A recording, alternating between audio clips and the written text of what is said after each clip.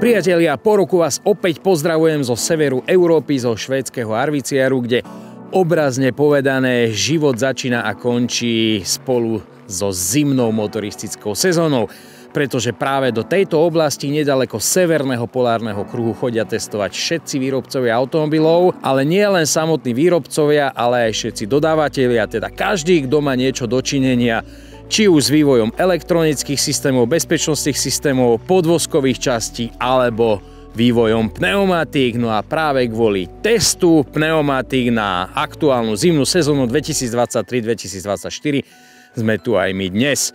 Vítajte pri sledovaní.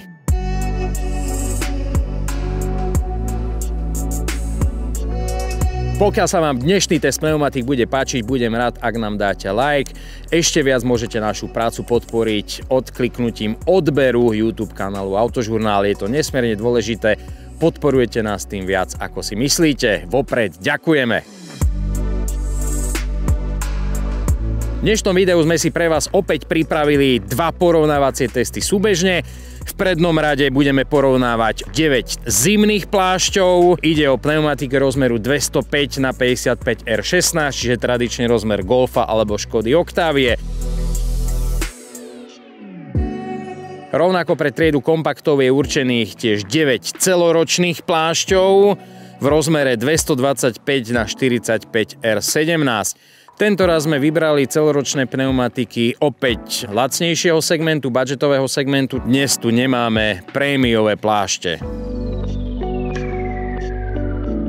Poďme si tradične predstaviť všetkých účastníkov testu. Začnem zimnými plášťami a konkrétne pneumatikou Falken, ktorú sme si zvolili za referenčnú, teda s ňou sa budú porovnávať vlastnosti všetkých ostatných pneumatik v teste.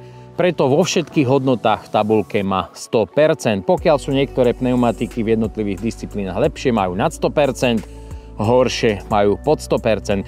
Princíp testovania je vždy taký, že na úvod sa zoberie vždy referenčná pneumatika, potom 2-3 pneumatiky porovnávané, po nich opäť referencia a takto sa to neustále opakuje, aby sme mali zachytené aj rozdiely na trati a v podmienkach, preto tá referencia sa vždy po nejakých 2-3 sadách musí zopakovať.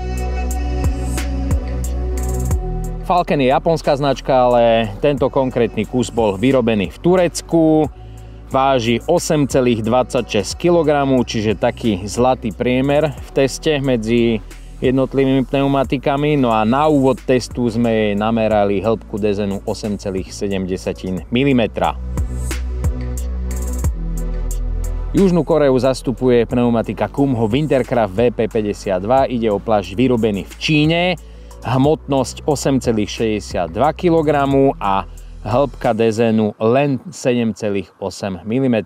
Väčšinou zimné pneumatiky majú väčšiu hrúbku dezenu ako napríklad celoročné, vždy minimálne 8,5 mm, ale často sa to blíži až k 9 mm. Vďaka partnerom môžeme napredovať a robiť videá tak, ako ich máte radi. Preto partnerom tohto videa je slovenská prémiová odevná značka Alain Delon, spolu s ktorou sme pre vás, našich fanúšikov autožurnalistov, pripravili špeciálny zľavový kupón. Zľavu 20% môžete využiť pri nákupe cez e-shop. Znenie zľavového kupónu je Autožurnál 20 malými písmenami bez diakritiky. Využiť viete zľavu od dnes do 16. novembra.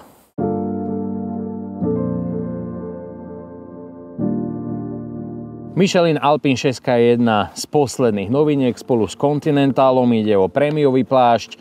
Tento konkrétny bol vyrobený v Španielsku. Hmotnosť len 8,05 kg, čiže jedna z najľahších pneumatík. Hĺbka dezenu 8,3 mm. Taliansko zastupuje Pirelli Cinturato Winter 2. Hoci ide o taliansku značku, tak tento konkrétny kus bol vyrobený v Rumunsku.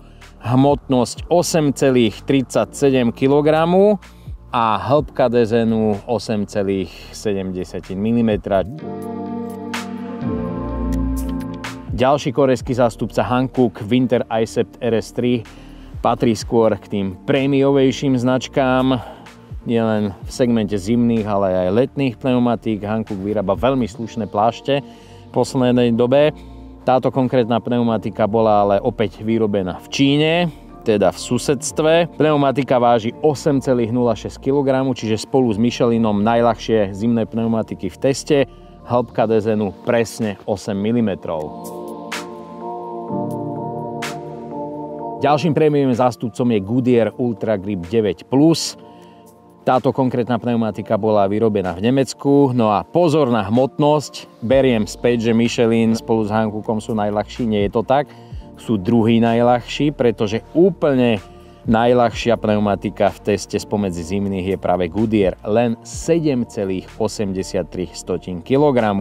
Pritom hrúbka dezénu patrí k tým lepším 8,7 mm.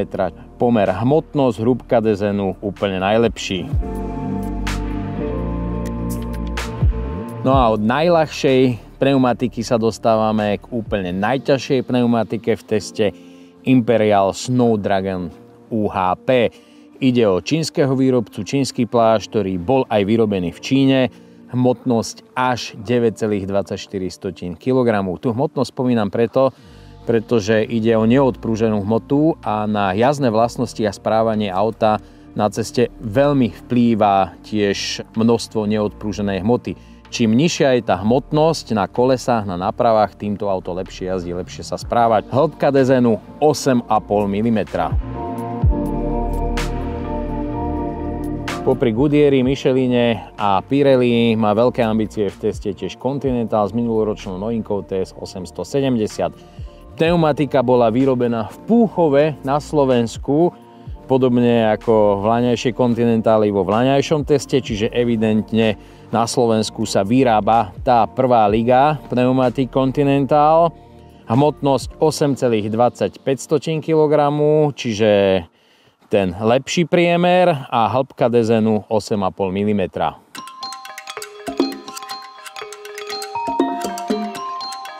Náš test zimných a celoročných pneumatik je opäť rozdelený na dve časti. Na zimnú, teda na snehu, a potom jarnú na suchom a mokrom asfalte. Túto zimnú časť vždy testujeme vo Švédsku, neďaleko polárneho kruhu, pretože sú tu stabilné podmienky a dá sa tu pripraviť trať, vypreparovať ten povrch, ktorý je ideálny na všetky tieto disciplíny, ktoré s pneumatikami absolvujeme.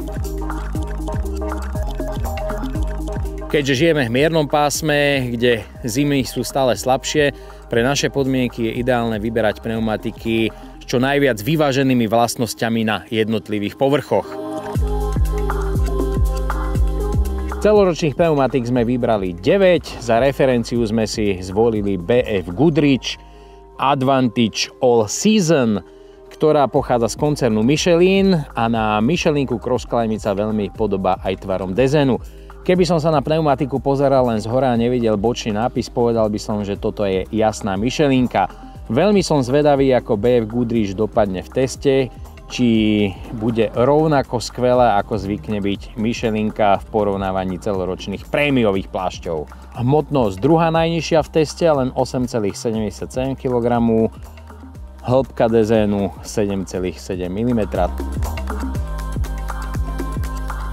Zatiaľ čo BF Goodrich je druhý najľahší v teste, čínsky Nankang Cross Season AV6 je suverene najťažšou pneumatikou. 10,26 kg, hĺbka dezenu 7,9 mm a aj na tvare dezenu a štruktúre dezenu vidieť, že ide o celoročnú pneumatiku, ktorá sa dezenom snaží pripodobniť skôr zimným pneumatikám. Aj medzi celoročné pneumatiky sme vybrali japonský Falken, opäť vyrobený v Turecku. Ide o pneumatiku Euro All Season AS 210.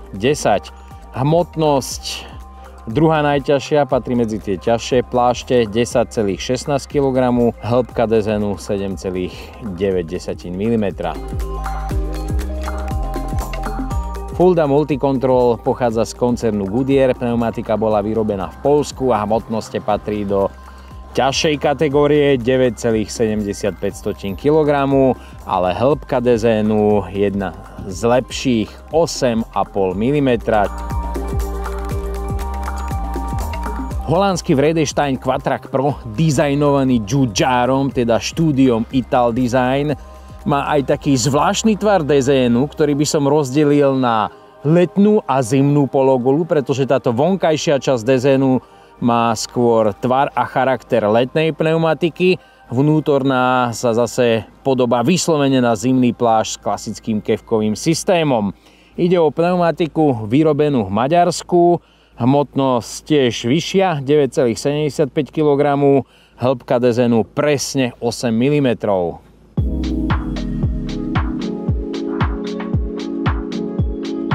Nielen Falken, ale ďalšieho azijského zástupcu Hankook máme nielen medzi zimnými, ale aj celoročnými pneumatikami. V tomto prípade ide o model Kinergy 4S2. Pneumatika bola vyrobená v Číne, zrejme aj Korejci radi využívajú čínsku výrobu pre svoje plášte, je to tam zrejme lacnejšie. Hmotnosť 8,99 kg, hĺbka dezenu 8,1 mm. Tvar dezenu a charakter dezenu má skôr bližšie k tým letným celoročným pneumatikám alebo s charakterom letného dezenu. Keď sa pozrieme na dezeň Maxisu Premitra All Season AP3, neviem sa zbaviť pocitu, že niekto od niekoho odpisoval, pretože na prvý pohľad ten dezeň veľmi pripomína Continental All Season. Urobte si názor sami, ale ja mám jednoznačne ten dojem. Pneumatika bola vyrobená v Číne, hmotnosť 9,6 kg, hĺbka dezenu len 7,4 mm, čiže je to jedna z pneumatik s menšou hĺbkou dezenu vôbec medzi celoročkami. Ďalší Číňan Goodride All Season Elite Z401, vyrobený v Číne ako inak, hmotnosť jedna z lepších, na Číňana pomerne ľahká pneumatika, 8,73 kg, hĺbka dezenu 7,4 mm. No a posledným zástupcom testu je špecialista na vodné disciplíny, pneumatika Uniroyal All Season Expert 2, vyrobená v Nemecku. Aj ten dezén je taký vyslovene vodnatý, s odtokovými kanálikmi, dosť hrubými, výraznými. Pneumatika je aj pomerne ťažká, váži 9,66 kg a hĺbka dezénu veľmi slušná 8,7 mm, čiže na úrovni lepších zimných plášťov. A ako dopadli nami testované pneumatiky v zimných disciplínach na snehu? Medzi zimnými plášťami suverene všetky disciplíny vyhral Continental TS 870, ktorý mal najkratšie brzdné dráhy, najlepšie akceleroval, mal najlepšiu trakciu a spolu s Michelinom tiež najlepší čas na handlingovom okruhu, teda na okruhu ovládateľnosti, kde testovací jazdec skúša v prvom rade, ako sa auto správa s týmito pneumatikami a snaží sa dosiahnuť čo najlepší čas.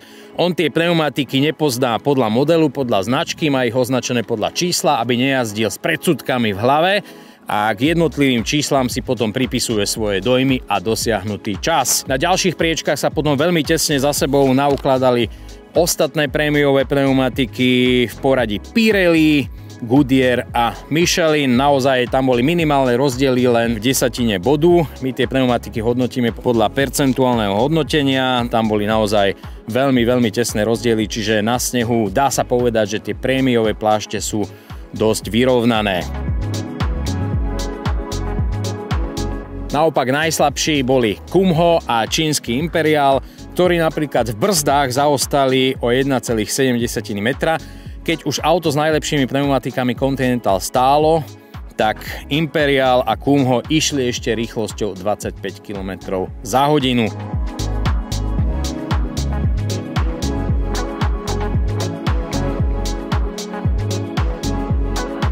Aj celoročné plášte majú suverénneho víťaza v zimných disciplínach na snehu. Je ním pneumatika Fulda Multicontrol, ktorá s predstihom dominovala vo všetkých disciplínach. Najkrajší bol rozdiel v brzdných dráhach, kde ostatným odskočila o nejaký meter, potom 6-7 pneumatík sa tam zoradilo v desatinkách za sebou, no a na záver zase vynikol Maxis, ktorý mal suverene najdlhšiu brzdnú dráhu v porovnaní s Fuldu o vyše 3 metre. Opäť spomeniem, že keď auto s Fuldami už stálo, auto obuté na Maxis pneumatikách išlo ešte rýchlosťou 33 km za hodinu. Na druhom mieste v zimných disciplínach a aj druhá vo všetkých disciplínach, ktoré sme skúšali, skončila pneumatika BF Goodrich, čiže ten dezén Michelinu sa ukázal ako platný, ako funkčný, ako som odhadoval. Tam cítiť a vidieť tú skúsenosť koncernu Michelinu. Tretie miesto je veľkým prekvapením pre mňa čínska pneumatika Nankang, ktorá bola tretia tiež v niektorých jednotlivých disciplínach. Štvrté miesto v zimných disciplínach na snehu obsadil Uniroyal. Zatiaľ, čo my testujeme ľudové rozmery pneumatik pre bežné autá ako Golf, Octavia a iné autá kompaktnej triedy, okolo nás tu celý deň jazdia Porscháky, Carrery, Mustang, pretože iná redakcia z Nemecka tu zase testuje zimné obutie na superšportové autá. Aj sme si vychutnali jazdu Mustanga po handlingovom okruhu. Naozaj je to zážitok vidieť auto s ešte plnotučným benzínovým 5-litrovým 8-válcom, ako si to tu šinie driftom po krásne zasneženom okruhu. Handlingový okruh je jedna veľká paráda. Na takomto okruhu by som sa vedel voziť od rána do večera, skúšať jednotlivé pneumatiky, hľadať hranice pneumatik, aj hranice auta zároveň. Fantasticky pripravený okruh aj povrch. Ten samotný okruh je postavený tak, aby ste tu mali aj rýchle tiahle pasáže, nejaké preťaženie, čiže padáčik, výjazd hore, esíčko na rýchlosť, na ovládateľnosť. No, dúfam, že práve teraz na záver sa tu nevyrýpem do mantinelu snežného. Dobre, to je ono.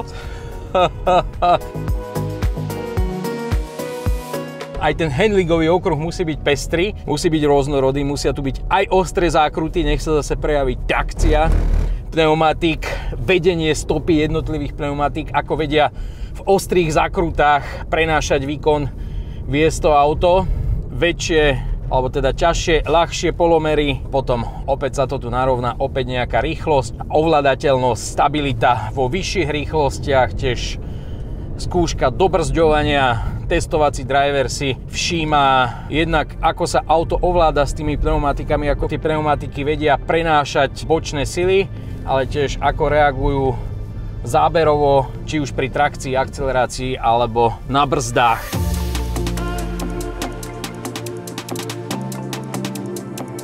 Nádherné ihrisko, toto keby som mal doma, to je sen každého testovacieho drivera. Akože pomoc, super a veľmi citeľne sa tu prejavujú rozdiely medzi jednotlivými pneumatikami, medzi jednotlivými značkami, hlavne tie, ktoré sú v popredí a tie, ktoré sú potom viac vzadu. Základný rozdiel medzi zimnými a celoročnými pneumatikami je v tom, že tie celoročné pneumatiky už majú tak vyspelú technológiu, jednak dezenu, jednak zmesí, že na snehu, či už v trakcii, v hrabaní, v akcelerácii vedia veľmi pekne konkurovať klasickým zimným pneumatikám, dokonca aj na brzdách.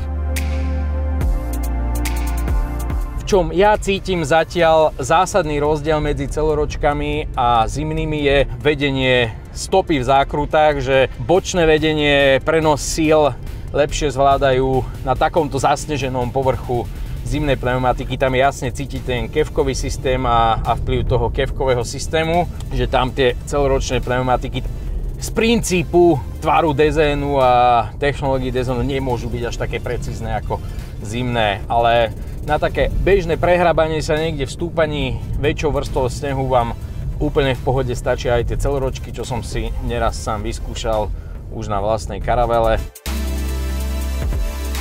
Zároveň tie celoročky sú výborné potom do dažďa na jar, že máte hlboký dezén, veľa dezénu na odvod vody, výborné sú tiež na šotolinových cestách, keď občas idete niekam do prírody a potrebujete jazdiť po nespevnenom povrchu, takže už tie celoročky sú tak dobré, že ja som sa rozhodol prezuť, ale hovorím, že v horských oblastiach určite zimné. Super, toto je zážitok, toto by som robil každý deň.